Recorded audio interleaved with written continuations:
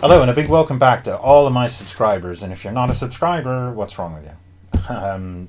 Today I'm doing another part of my series about RISC-V assembly language programming and how I'm trying to learn it and what I'm trying to do.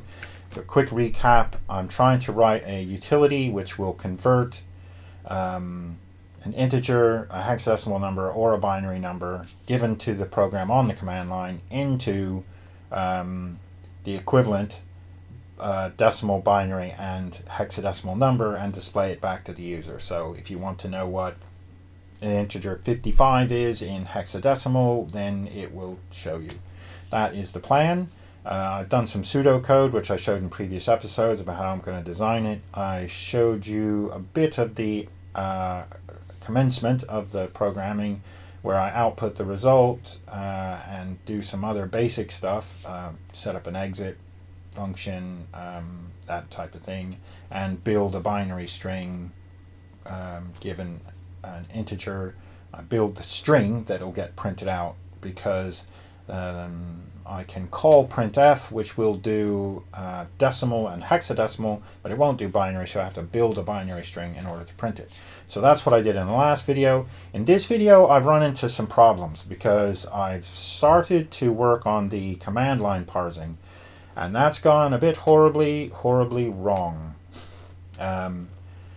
Before I show you that, I just wanted to say that if you want to support the channel, I don't have Patreon or any of that. I am an author.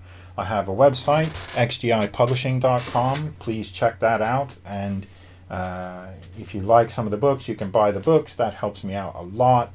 And, obviously I can keep doing this on YouTube. So, in addition to that, I also do a podcast called the Autodidactic Podcast, which you can find on Spotify and Apple Play and iTunes and everywhere else. So check those out and help me out. So, moving on to the RISC assembly, let me show you where I got to.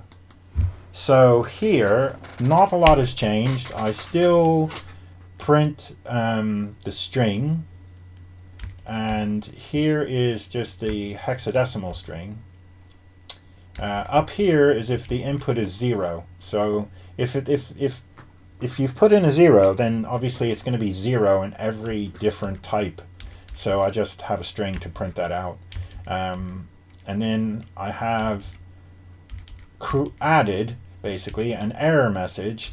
If you didn't give any arguments, then it tells you that there's no arguments for it to work on, and then some temporary strings that just print a digit and a string for when I need them. Now we looked at output result, that all worked. We looked at build binary, that was all fine.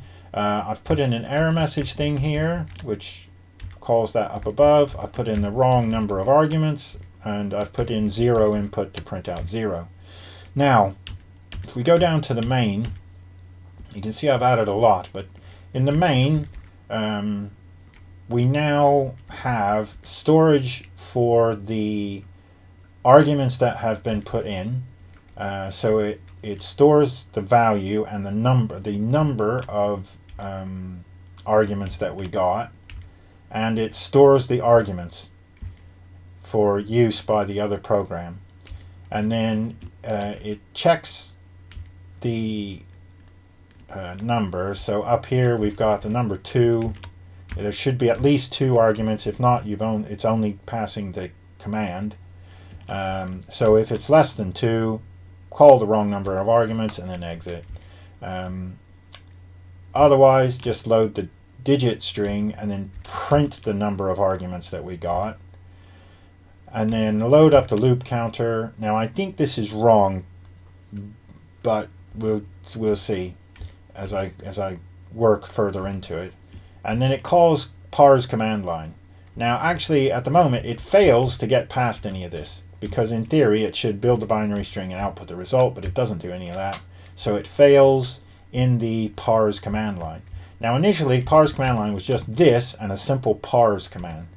So all we're doing here is we're loading the argc, and we are branching to parse if we haven't yet looped through all of the arguments that were passed. But basically it comes through here and it just loops through all of the arguments that we were passed, and then in theory returns to main. So it should go to parse, which was simple and easy, but is now long and complicated.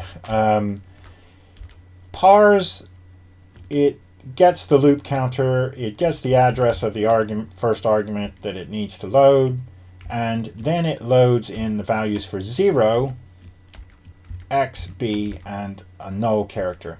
This is because the arguments I expect are going to be ox, ff, for example, or 0b, 1, 2, 3, 4, 5, 6, 7, 8, 9, you know, whatever, or an integer, right?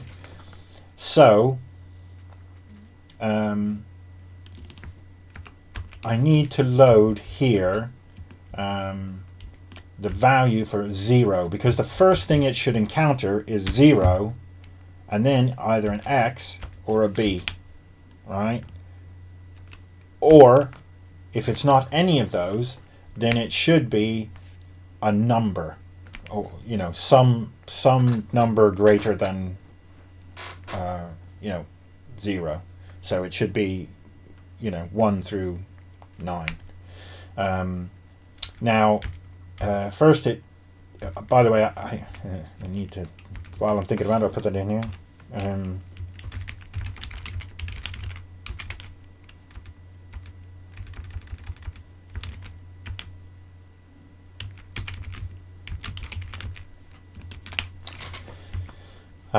So then it checks to see if the character that in A5, you notice in A5 we loaded the next character, and if it's a null character, it's the end of the string. If it's an X or a B, it jumps to these X or B. So I've created sub functions to handle this. Most of these don't actually do anything yet. I mean, they just jump 0 input. This one will try to see if it's an X, which means it's a hexadecimal number. If it is, then it looks for 0 and 120, because that is the value for 0x, and then it can skip the prefix, because the prefix is 0x, and it starts to convert it into a number. So skip prefix, start conversion, convert to integer, and off it goes. So it should check if it's 0xFF, for example, if it's an uppercase non-numeric number, or if it's a lowercase non-numeric number. It checks for that as well. And then it basically updates the result, ends the conversion. If it's a binary, at the moment it just jumps to end loop because I haven't implemented that yet, and I haven't implemented isInteger yet either. But I will need to do that as well.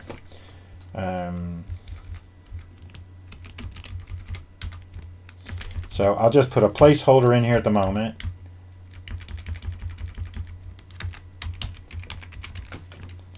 And I'll come back to build that later. But at the moment, the problem seems to be with the actual loop here, with the command line parsing. So let me just show you it running. If I don't put an argument, that bit works. But if I do put an argument, it goes to the error and then just prints out a null. It does show that there's two, it does print out the fact that there's 2 arguments passed. And that's basically where I'm sort of stuck at the moment. So that is where I am.